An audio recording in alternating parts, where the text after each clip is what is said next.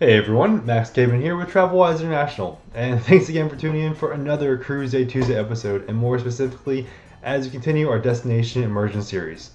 Today we're going over the top 5 reasons that you should consider going to the Greek Isles on a cruise.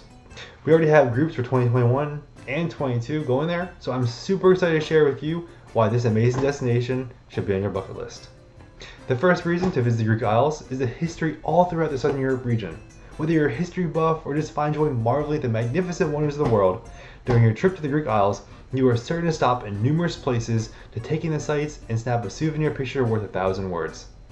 Taking a step into ancient times, make sure you visit the Acropolis and Parthenon in Athens, walk the paths and passageways thousands of years old, walk the crater of the Dorm Mount Vesuvius in Naples, and visit several castles and temples spread throughout the Greek Isles. Also, if you're taking a cruise that departs from Rome, you can take advantage of the pre or post tour from the departure port and explore the ancient Roman architectural feats like the Colosseum and the Sistine Chapel. Since you're visiting multiple destinations across various countries, the best way to maximize your time and do this is by taking a cruise and spending each day in a completely different destination. Also, one of the many benefits of taking a cruise is that you have to only unpack one time throughout the entire cruise, meaning less time to worry about changing your hotel and transferring, and more time spent exploring the cruise ship and enjoying the destination you're in. As you all know, I love to eat, no lie, and even more so when traveling to experience the local cuisines and delicacies from the destination I'm in. Which brings me to my next reason why you have to visit the Greek Isles: the food.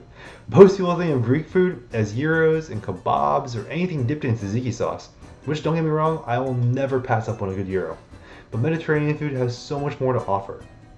Depending on where you are in Greece, different regions will feature meats and cheeses, other regions feature seafood and vegetables. So whether you're a vegetarian, a pescatarian, or an all carnivore, there are plenty of options for you here. My newest favorite dish, besides gyros, is pastitsio, or what I like to refer to as Greek lasagna. It's a meat sauce, sandwiched between buttery baked ziti noodles, smothered in cheese, with a white sauce instead of a red sauce like typical lasagna. It's amazing. Also, on most itineraries, a stop to Italy, Turkey, or Croatia is typically included, allowing you to experience an even further array of cuisine when cruising to the Greek Isles.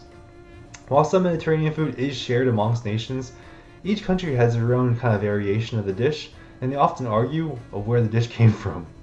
The next reason to visit Greek Isles is the amazing picturesque scenery.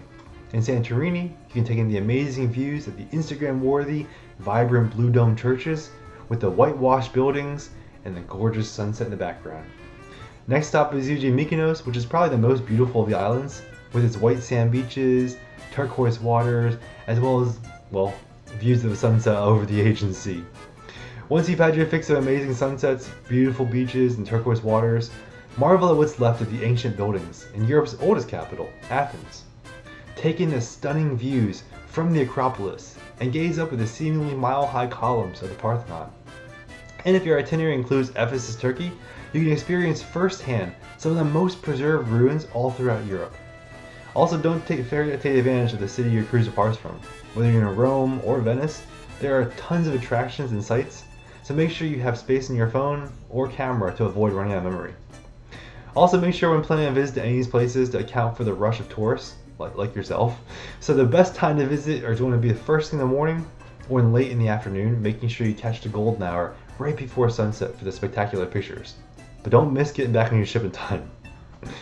There are many cruise lines and cruise ships that contain the Greek Isles in their itineraries, but one I would like to personally highlight is the Odyssey of the Seas by Royal Caribbean, which is referred to as the newest game changer.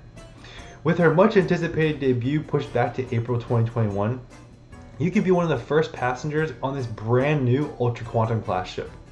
With all new activities on board, such as the virtual reality experiences and the Skypad bungee trampoline, and the newest dining options such as the Playmakers, which is in the Seaplex, or Giovanni's Italian wine and kitchen bar.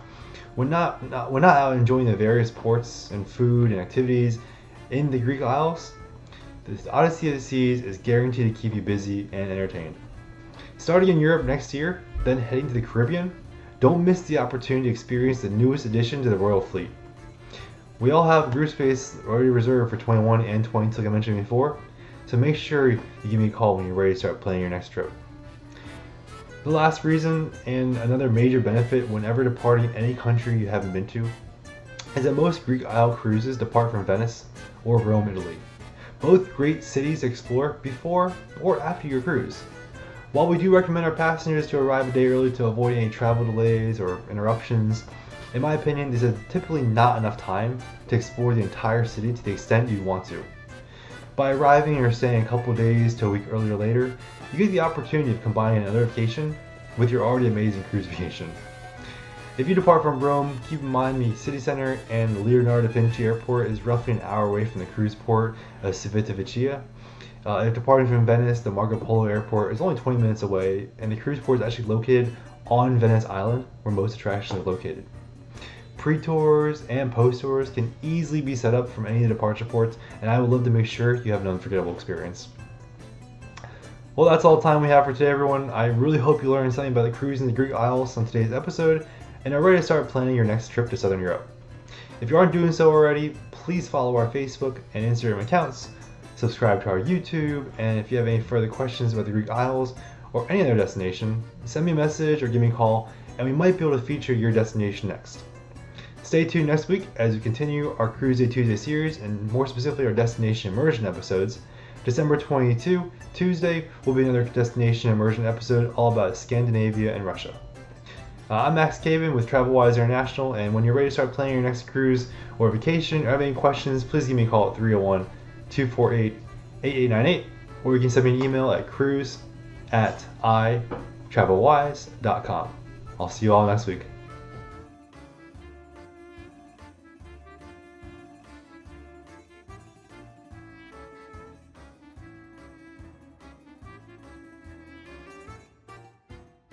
Tour concludes in Fira, with free time to explore the clifftop village, returning to the ship's tender at your leisure.